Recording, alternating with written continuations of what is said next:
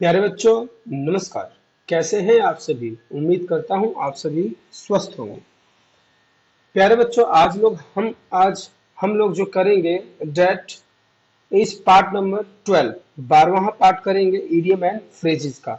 अगर हिंदी में बोला जाए तो लोकोक्तियां और मुहावरे, जो जनरली कुछ शब्दों में ही बोला जाता है, एक सेंटेंस या एक वाक्य में बोला जाता है, और जो पूरा ही बात का मतलब समझाया जाता है किसी भी। टुडे आप ये फिगर देख रहे होंगे, तो इस फिगर में आपको बहुत सारे फ्रूट्स दिख रहे हैं एंड बहुत सारे क्या दिख रहे हैं, वेजिटेबल्स। तो आज का जो इडियम फ्रेजेज होने वाला है that is totally based on fruits. किसके ऊपर बेस्ड रहेगा? फ्रूट्स। और उसमें भी एक स्पेशल फ्रूट्स है that is cherry. Cherry fruits आपने खाया ही होगा, जो खट्टा मीठा लगता है। आ, उसको हम क्या कहते हैं? Cherry fruit. आई थिंक आलू बुखारा होता है। अब देखिए, इस प्रकार का जो फ्रूट होता है उसको कहते हैं चेरी। उससे पहले यदि आपको मतलब पहले वाले पार्ट्स देखने हैं, then you can go on playlist. आपको सिंपली गूगल में टाइप करना होगा Prem Gyan idiom and phrases. You will get the full playlist of these idiom and phrases. वहां से आप नोट कर सकते हैं हर एक पार्ट को। और हर एक पार्ट में कम से कम 7 से लेकर 10 एक इडियम्स एंड फ्रेजेस हैं।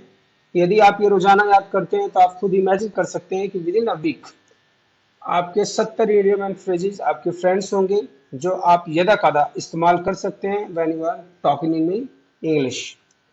उसके बाद टेंस से रिलेटेड कोई भी ज्ञान लेना हो, then you can type tense Prem Gyan, you will get the playlist. उसके बाद daily use sentences, 50 daily use sentences हम लोगों ने कर लिया है। आप इन सेंटेंसेस को याद कर लीजिए, लिख लीजिए, सो डैट कि कभी भी जो छोटे सेंटेंसेस होते हैं उनको बोलने के लिए कोई स्पेशल मतलब ट्रांसलेशन नहीं होता। वो उन सभी सेंटेंसेस को आपको याद ही करना पड़ेगा, आपको डेली प्रैक्टिस में लाना ही पड़ेगा। फॉर एग्जांपल, चलो भाई धूप सेक लेते हैं। अब धूप सेक लेने को क्या बोलेंगे, ये मैंने बताया हुआ है। लेट्स बेस्क इन द सन। क्या बोलते हैं? लेट्स बेस्क, बी ए एस की, बेस्क इन द सन। तो कहने का मतलब ये है कि कुछ एक सेंटेंसेस होते हैं वो आपको ज्यों के त्यों ही याद करने पड़ेंगे। Then Sunday motivation, where you will get the motivational dose on every Sunday. तो पहला जो इडियम एंड फ्रेजेस है that is a bite at the cherry. A bite at the cherry का मतलब क्या है कि भाई खाना। लेकिन इसका मतलब क्या होता है? इसका मतलब इडियम एंड फ्रेजेस अगर देखेंगे तो इसका मतलब होता है, मतलब ये बहुत ही अच्छा फल माना जाता है चेरी को, तो उससे रिलेटेड उसके इर्द गिर्द घूमेंगे हमारे सारे इडियम एंड फ्रेजेस।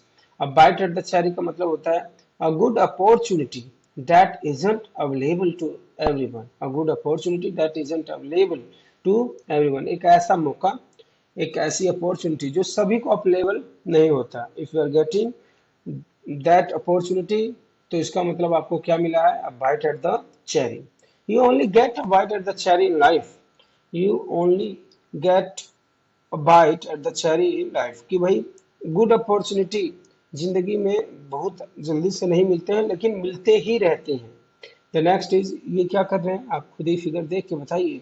इन्होंने एक बकेट में बहुत सारी चेरी उठा रखी है, ले जा रखी है। तो चैरी पिक कहते हैं। क्या कहते हैं? Cherry pick. मतलब अब इन्होंने जब पिक किया होगा तो केवल चैरी चैरी को इस बकेट में उठाया होगा ना, तो बहुत ध्यान से चीजों को उठाया होगा। इसका मतलब होता है टू सेलेक्ट द बेस्ट और most desirable. Cherry pick, cherry pick का मतलब मैंने शुरू में ही आपको बताया। एक मतलब इसको काफी डिलीशियस और यू कैन से काफी मतलब अच्छे किस्म का फल माना जाता है और पॉजिटिव सेंस में माना जाता है। So when somebody is saying cherry pick, इसका मतलब you are selecting the best और मोस्ट डिजायरेबल थिंग।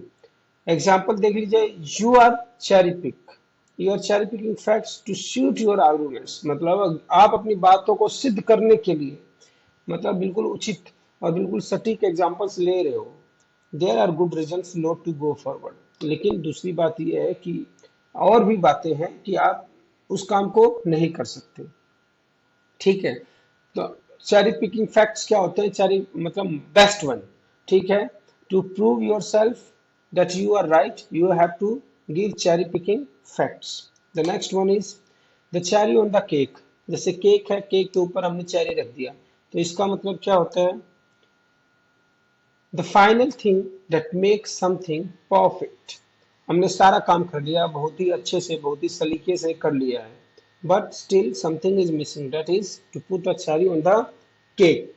तो इसका मतलब क्या होता है? The fabulous weather on the day was the cherry on the cake. अगर सेंटेंस में हम बात करें तो भाई एक तो दिन ही अच्छा था, और उसमें एक जो वेदर था, that was very fabulous, that was very pleasant, वो हमें उस चीज को क्या बना देता है? It makes the cherry on the cake. The next is a second bite at the cherry. ये देखिए लड़का, इसको मौका मिला हुआ खूब चेरी खाने का, खाया जा रहा है। A second bite at the cherry means again opportunity पाना, a second chance to do something, a second chance to do something. It's not often you get a second bite at the cherry. ये जरूरी नहीं है कि आपको हमेशा दूसरा मौका मिले। मौका कभी कभी एक बार मिलता है और कभी कभी बार बार मिलता है। For example, when you are writing your final exam, you would not get any another chance to prove yourself, you will get only one chance that you are the best. आप वहाँ पे अच्छे से अपना परफॉर्मेंस दीजिए, जो भी आपने याद किया है, जो भी समझा वहाँ पे लिखिए, then you will get only that chance. But इसका मतलब ये है कि a second bite at the cherry का मतलब है कि a second chance to do something. Then next is life is full of cherries. वाह वाह, मतलब खुशियों से भरा हो, full of cherries, positive things से भरा हो। Life is a bowl of cherries, मतलब लाइफ इज अ वंडरफुल और pleasant mixing of the things. Life मतलब बहुत ही अच्छी चीजों का, अनुभवों का एक मिक्स है। Life is just a bowl of cherries these days. और life is a bowl of a cherries. You must spend it happily. कि मतलब लाइफ एक बहुत ही मतलब खुशियों से भरा हुआ खजाना है, आपको बहुत ही अच्छे से बिताना चाहिए। तो प्यारे बच्चों, ये थे आज के लिए इडियम एंड फ्रेजेस। यदि आपको इंग्लिश सीखना है तो you will write, you will learn and you will start using these idiom and phrases in your daily communication so that कि आप एक बेहतरीन इंग्लिश बोलने वाले बन पाए और आप अपनी इंग्लिश कम्युनिकेशन स्किल्स को और अच्छा बना सकें। प्यारे बच्चों, मैं आपको पहले ही बता दूं, आज के समय में इंग्लिश जानना बहुत ज़रूरी है। और इंग्लिश में भी बिल्कुल जो प्लेन इंग्लिश होती है, बिल्कुल सादी इंग्लिश होती है, उससे काम नहीं चलेगा। आपको अपने इंग्लिश स्पोकन में कुछ ना कुछ मसाला डालना पड़ेगा। और ये मसाला कैसे आते हैं?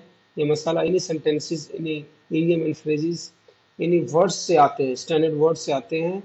तो माना जाता है कि आप बेहतर इंग्लिश बोल रहे हैं। टिल देन टेक केयर, खुश रहिए और इंग्लिश सीखते रहिए। नमस्कार।